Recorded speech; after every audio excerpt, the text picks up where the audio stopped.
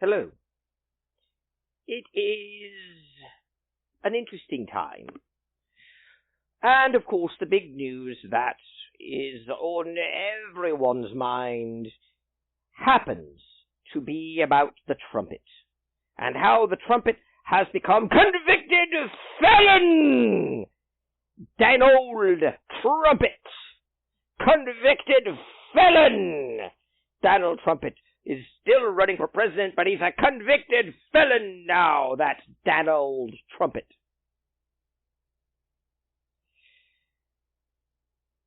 And, of course, this has overshadowed other news, some of which may potentially be more immediately important, such as China threatening Taiwan. At the same time, Mexico has elected its first woman president, and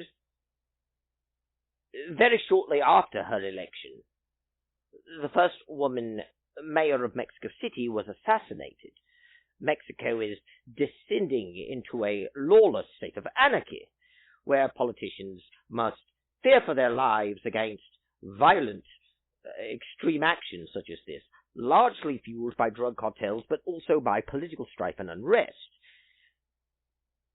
Nevertheless, the big news of the day is Donald Trumpet is a convicted felon! 34 counts convicted! 34 times a convicted felon! And while I'm not typically invested in politics, except, of course, for the fact that it impacts everyone else's life, especially American politics, since the American empire has become the dominant force upon the world, the simple reality is, I don't agree with the conviction of Donald Trumpet. Because Daniel Trumpet, and I think you know who I'm talking about when I use the euphemism, is very obviously a political ploy. I'm sorry I have to say that and sound like a partisan. I'm not. I'm not a MAGA hat-wearing Donald Trump cultist, as they are being called on the left. But it is rather difficult for me to see this trial as legitimate when everything about the trial is illegitimate. You can't take one case and make it into 34 charges simply because he filed 34 false reports. As someone else noted, if someone wrote 5 bad checks, he would be charged with writing bad checks. He would not be charged with 5 separate counts of writing bad checks. And this was all supposed to be the same event he was writing these reports on. It's obvious that they decided each individual report that was filed is a separate charge, only to inflate the charges. But what makes the charges worse is the fact that these charges are normally regarded as misdemeanors and can only be a felony if they are done to cover up another crime or in the commission of another crime somehow. And he was not charged with any other crime, much less convicted of it. These are the only criminal charges that he has ever been convicted of. And regardless of what you think of the man personally, regardless of what you think of him politically, it is very obvious that you cannot elevate misdemeanor charges to felony charges based upon a hypothetical chance that he has actually committed some other crime. You would first have to charge and convict him for that other crime before you elevate this to a misdemeanor charge. But that's not what we saw happen. In fact, the jury instructions specifically given by the judge to the jury said that Daniel Trumpet may have committed one of 3 possible crimes, and so long as the jury was convinced that he had committed at least one of those crimes, then they can find him guilty on felony charges of the false business reports.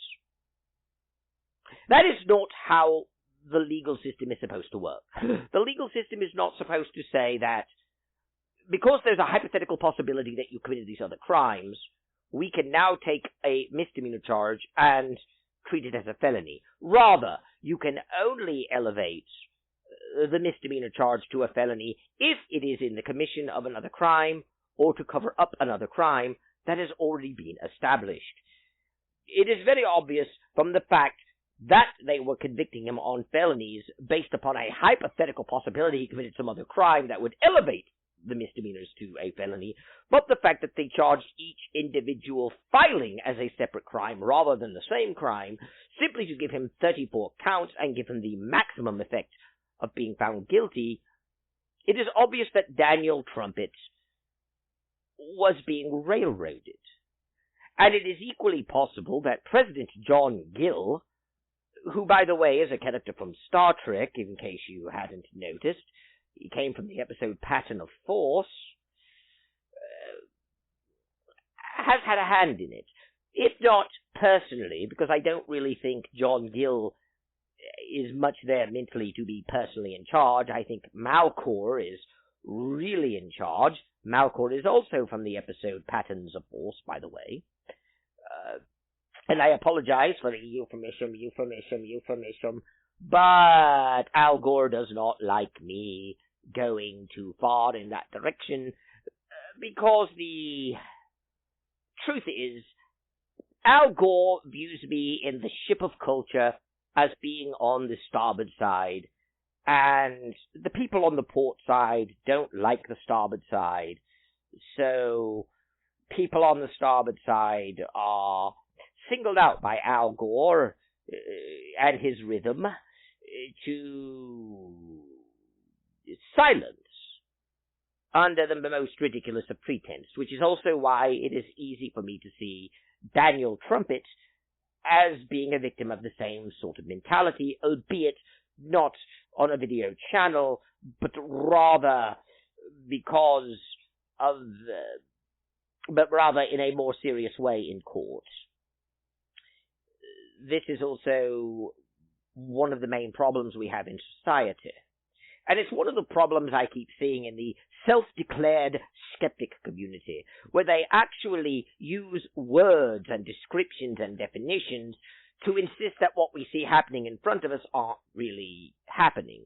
Things like when they say, God does not exist, don't count as them claiming God doesn't exist, because the word atheism is defined as a lack of belief in a God, not a belief that there is no God, and as atheists they merely lack belief in a God, make no claims, and have no burden of proof. So even when they call you delusional for believing in God, refer to God as a sky fairy, talk about God as a fictional character and a product of mythology, say only primitive simpletons believe in God, and refer to God as people's imaginary friend, whilst saying that people need to be put into mental institutions for believing in God, they have still made no claims that God doesn't exist, and therefore have no burden of proof, because the word atheism is defined as a lack of belief in a God.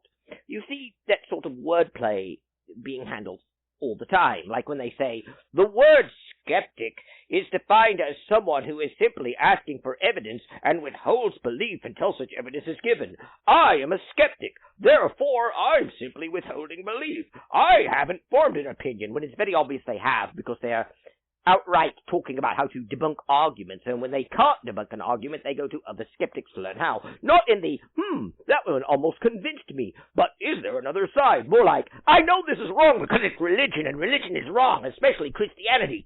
I must debunk it. How do I do it? They've already decided what is true in advance, and then they look for arguments to prop up their view, and then they rely on the definition of the word skeptic, and the definition of the word atheist, and the definitions of the word rationalist and freethinker to determine the reality as well as spinning the narrative. And I'm not claiming that people on the starboard side don't do that as well. They certainly do. Years ago, when Barry O'Balain was president, that may be a euphemism might change. I don't usually talk about O'Blain these days. But when Barry O'Blain was president of the United States of America, Many of them claimed that he was not a natural-born citizen, and they came up with a lot of convoluted arguments for why his presidency was illegitimate. All of those arguments were nonsensical, and could be easily refuted by one simple fact. His mother was definitely from Kansas. Therefore, even if he had been born in Kenya instead of in Hawaii, as had been claimed, he would still have inherited citizenship from his mother. And of course they went to an obscure Swiss legal tradition that had some influence on the founding fathers and all that, and they didn't really care too much about the law, and they had other conspiracy theories about him being secretly a Muslim, which really shouldn't have affected anything, since America has freedom of religion, and being a Muslim would not in any way invalidate him as president. But to them, at the time, it was still shortly after 9/11, and people on the starboard side really had a great fear of Muslims, and so Barry O'Blaine being a Muslim was certainly of a concern to them, because they are the evil ones and all that. And of course, they had here pictures of a ring he wore that had little swirly patterns that they insisted were Arabic script, talking about Allah, the Islamic god named Allah, because, like with the sociopathic atheists, a lot of the people on the starboard side who go into that sort of thing had decided that Islam worships a different god, and the god Allah is not the same as the god Yahweh. Even though the word Allah is not the name of the Islamic god, it just means the god in Arabic. They treat it as a proper name and the distinct god worshipped by Muslims. And they had a lot of nutcase conspiracy theories about that. And when they weren't calling him a Muslim, they were calling him an atheist, or in some cases they would call him both. So these sorts of conspiracy theories are not limited to the port side. It's very obvious that the starboard side has its own share of this. However, it is far worse when it comes to Daniel Trumpet.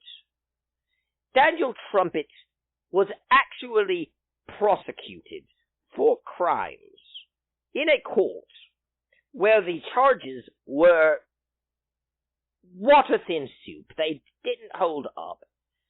And they were obviously being inflated artificially. It was clear that they had no real case. The statute of limitations for the supposed crimes had already expired. They had to waive their own statute of limitations, which they shouldn't have been able to do. They charged him with something that was a misdemeanor, but raised it to a felony on the hypothetical possibility that he had committed another crime that he had never been charged with and never convicted of. That is what makes this worse than all of the weird theories on various starboard side tabloids about Barry O'Blaine. Because, let's face reality, Daniel Trumpet is a convicted felon, which comes with legal problems. It comes with legal disabilities. Even should he never see the inside of a prison as a result of this, even if he doesn't do jail time, and jail and prison aren't exactly the same thing, the fact that it goes on his permanent record, the fact that he is forbidden by law to do certain things, for instance, he cannot own a firearm for 10 years, the fact that he has to see a parole officer, the fact that certain restrictions are done, the fact that any other crime he commits, even a misdemeanor, can be charged more heavily, given that he is currently under probation. The fact is that this charge does far more damage to him than all of the conspiracy theories against Barry O'Blaine. And I am not justifying the conspiracy theories against Barry O'Blaine. It should be obvious that I'm not. But he faced no disabilities. And for those who think that Daniel Trumpet deserved this because he committed crimes, keep in mind what I just said. The crimes he was supposed to have committed were over 7 years ago, and the statute of limitations was only 2 years, meaning the statute of limitations expired 5 years ago. The crimes he is alleged to have committed were also all committed around the same time and at the same point, meaning that he filed false business reports. But instead of charging him with one count of filing false business reports, they treated each filing as a separate offense, which is unusual to say the least, and is only ever done to inflate the crime. And what's more, the only way this can be elevated to a felony is if it is done in order to facilitate the commission of another crime, or in order to cover up another crime. And he was never charged with any other crime. The judge did say that there are 3 possible crimes he may have committed, and in his jury instructions instructed the jury that if they think he committed any one of those 3 crimes, then they can find him guilty of felony charges for filing false business reports. This trial was horrifically irregular. And it is an affront to the justice system. It is not a victory of justice, as the people on the port side are saying. It is not really about proving that anyone, even a former president, can face justice and no one is above the law. That's narrative. Everyone sees through it. It was obviously a political maneuver, and the only people happy about it are the people who hated Trump and are cheering not because he was guilty, but because it gets him out of the way, and it hurts him. It puts a black mark on him.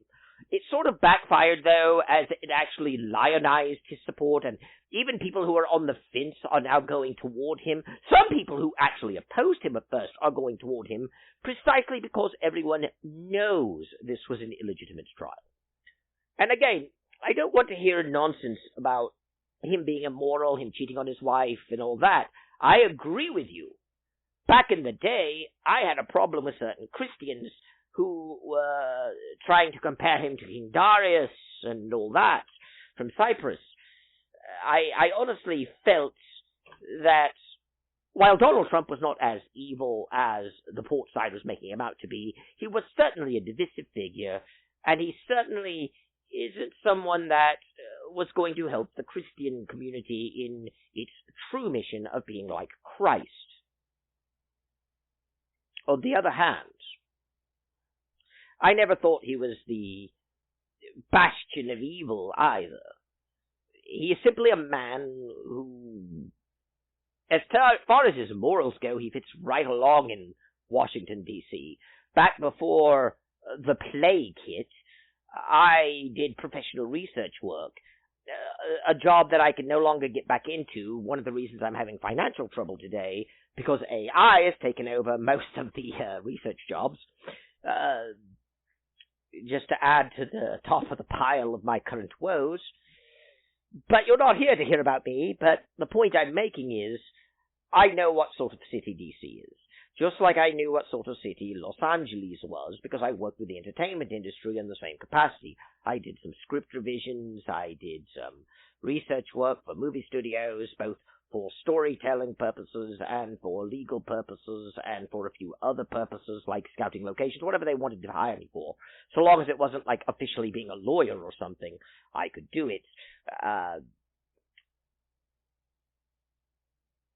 And I knew what kind of places these were. And to be fair, I didn't have as much dealing with New York. You would think I would. It's one of the major centers of commerce and one of the major cultural, economic, and political centers of the world. But I never did research much in New York. I actually only took 3 trips to New York City in my life, and only one of them I actually stayed there for any length of time. And that trip actually didn't even result in a job. I was there to interview for a job with a book publishing company. And I didn't actually get that job, so I left. I actually got ill on that trip and had to stay in hospital. But that was several years ago. The other 2 trips I took to New York were both inconsequential. And in fact, in one of them I just passed through. I didn't actually go to New York. I was actually on my way to somewhere else. But the point is, I know what sort of city New York is, too, from other people who have been there, who've worked there, other connections that I've had. And Daniel Trumpet is not radically different in terms of his morality.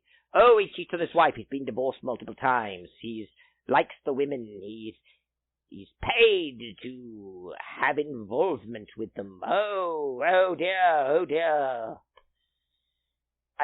None of that means anything. The shady business deals don't mean anything either. That would describe 90% of the politicians in D.C. That would describe most people in New York who are at the higher levels. That would describe most of Hollywood. That's nothing to me. At least as far as this is concerned. Because it is obvious that Daniel Trumpet's conviction will have repercussions, whether you believe him guilty or not, whether you believe the sentencing is or not. And that's the other thing. A lot of people assume that this is a matter of guilt or innocence, and it really isn't. Even if he were guilty of the charges laid at him, filing false business reports, that wouldn't mean that I would think that he committed a felony and should be now a convicted felon. And I don't.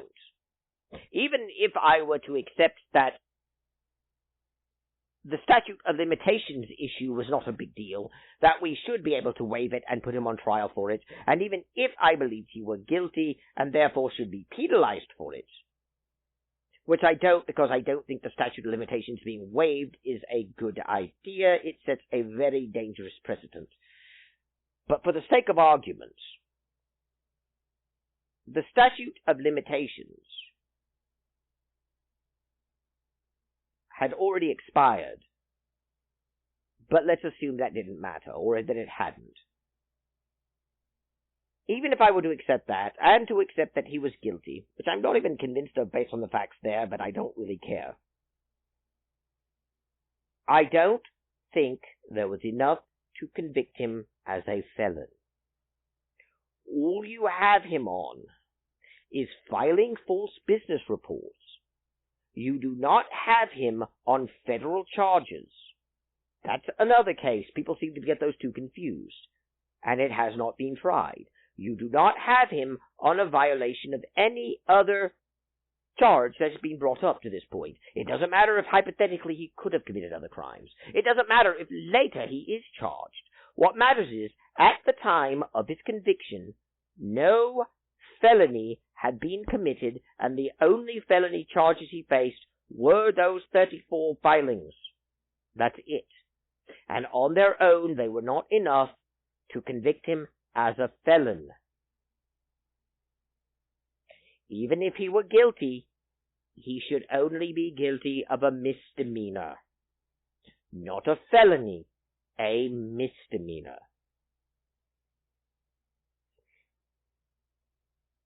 This is what makes the case so important to me. Not just that it's the first time someone who had been President of the United States has become a convicted felon, but the circumstances under which it happened. During an election year, during an obvious effort to remove him from the running and damage his campaign, in an obvious effort to destroy him. And even if you think I'm wrong about that, even if you think it was just justice being served and he's a criminal, you can't deny that the backlash will be plenty of other people do not agree with you that he was guilty. And it can't all just be Trump cultists wearing their MAGA hats who think Daniel Trumpet can do no wrong that are saying this. The simple reality is perfectly rational, perfectly decent people can disagree with this conviction for perfectly valid reasons. And the implications of that is that we have just destroyed any credibility the New York State justice system has. We have just destroyed people's trust, possibly, in the justice system of the United States of America in a whole, because most Americans tend to think of America as one big nation, even though this was purely New York. We have just damaged the credibility of a neutral and impartial judiciary. We have just destroyed people's trust in the system. That is going to have long-term ramifications, even if people forget about Trump. That distrust can linger on even when people forget about the original cause, because other examples will crop up. We have now created a situation where large swaths of the country believe that the court systems are corrupt and do not protect their best interest and do not protect law and order.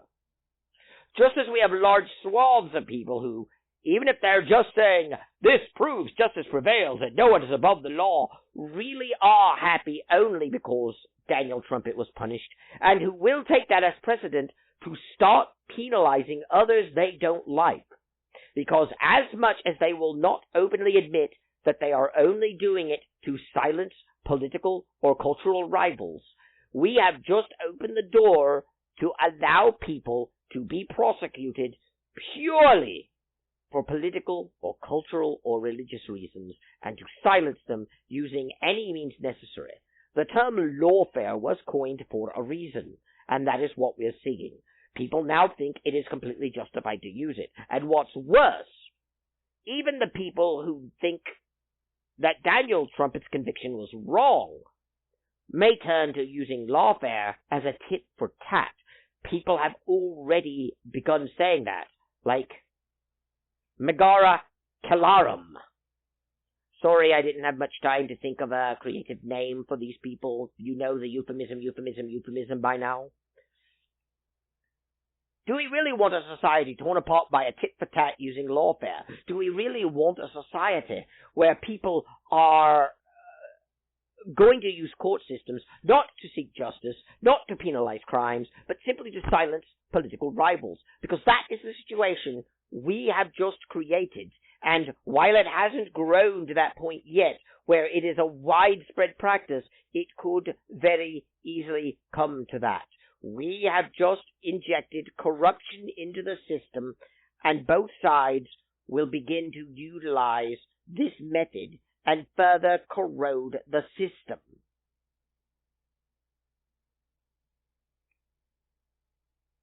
And it's not like John Gill is the most respected or honest or good president that the United States of America has ever had.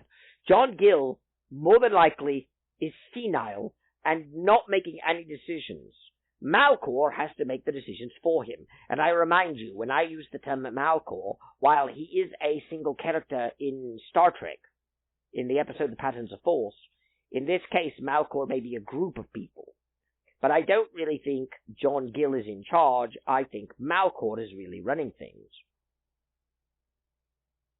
But it is still the John Gill administration. And the simple reality is, John Gill is not making things better. And by John Gill in this case, I do mean the administration. I'm using the man to embody that. I've been very clear on what my position is on John Gill. The man. But John Gill, the administration, is not helping this. People don't like the hyperinflation they are beginning to see in the marketplace. People don't like the fact that they can no longer afford basic things like food. People don't like what is becoming of the United States foreign policy. People don't like the endless warfare. People don't like the war in Russia. People don't like the wars in the Middle East.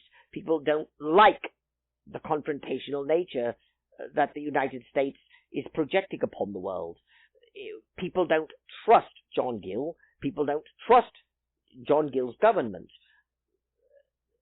And why should they? And then this happens. Do you honestly think that anything good can come of this? The real irony of the situation is that everything John Gill's administration and everything people on the port side have been saying about Daniel Trumpet, they do. They claimed that Daniel Trumpet, if he gets back into office, will use the justice system to get revenge on anyone who opposed him or that he doesn't like. He is a dictator in the waiting, a new Charlie Chaplin from the movie The Dictator, a new monster who, if he becomes president again, shall be a dictator and use the justice system to get political revenge on his political rivals. That's what they did to him. We know what Daniel Trumpet would be as president because he was already president for 4 years. And he can now run for 2 terms. Because contrary to the way most people think, people are not limited to only 2 terms of office as president. Read the amendment. It actually says, it actually says that people are limited to 2 consecutive terms. Technically speaking, someone like me, for instance, could become president of the United States, serve for 2 terms, leave for 1 term, and then come back for a term. The term limits on the office of the presidency do not limit you to 2 terms, they limit you to 2 consecutive terms. So it would be possible, for instance, for me to get elected president, serve for 2 terms, leave for 1 term, allowing someone else to take over, then come back and be president for another 2 terms. I'm not saying that I'm going to do that. I'm not interested in running for president, but the point is a hypothetical. Daniel Trumpet could win the presidency and could even get a 3rd term. Not illegally, but he could. More than likely he won't. He will step down after his re-election, although the world has gone insane, so who can say what would happen, right? Still, hypothetically, Daniel Trumpet could get 2 terms again. Still, I'm going to assume he's going to follow the convention, and he could only have 1 more term in most people's popular imagination. And that he may even himself think along those lines. But should he become president now, it is unlikely that he will be as vicious to his rivals as they have been to him. We know because even in 2016 when Daniel Trumpet ran, people were saying the same thing. He was a new Charlie Chaplin. He was going to be a tyrant. He was going to be a dictator. If he takes over, he will use the Justice Department to get revenge on political enemies. And he didn't.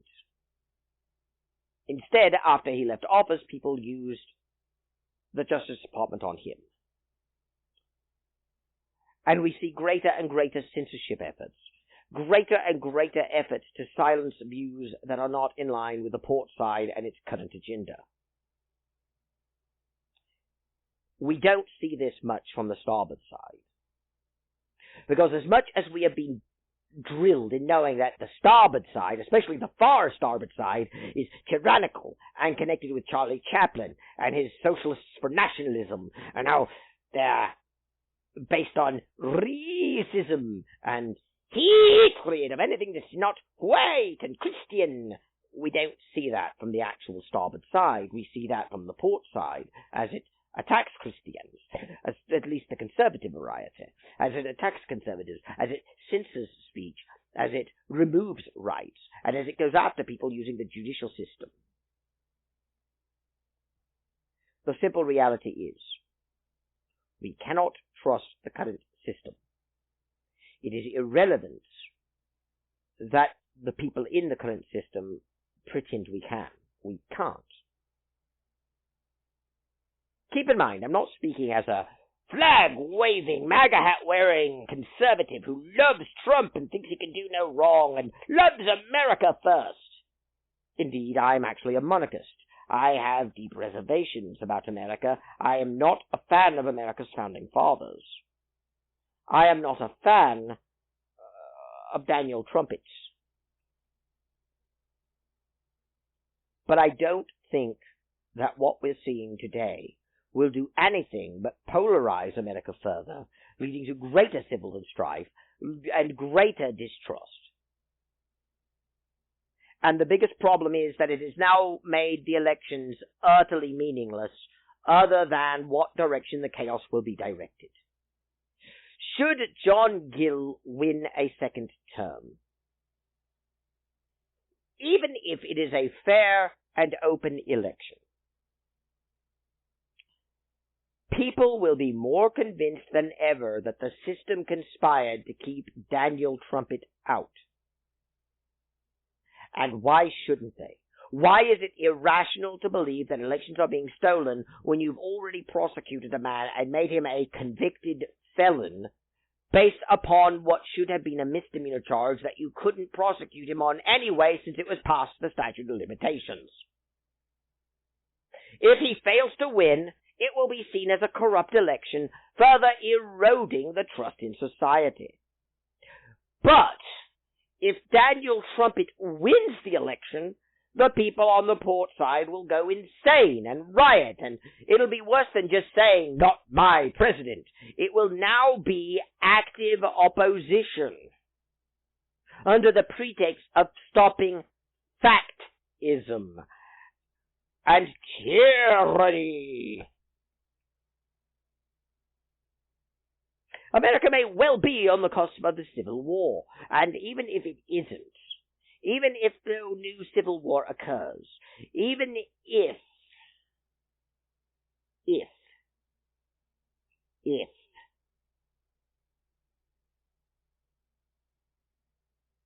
we avoid that, no matter who wins in November, we will have a society fiercely and hotly divided to the point of making American culture and civilization an unworkable mess for many years to come.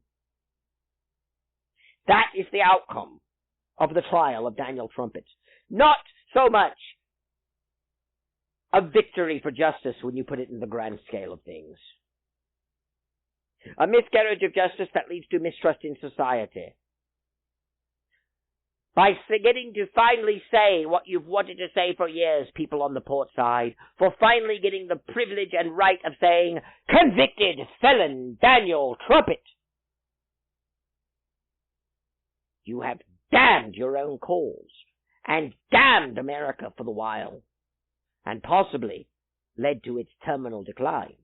And even if it is recoverable, we will have to go through hell, no matter what. The only question is how deep and how long through hell. But that is what has been created by this conviction.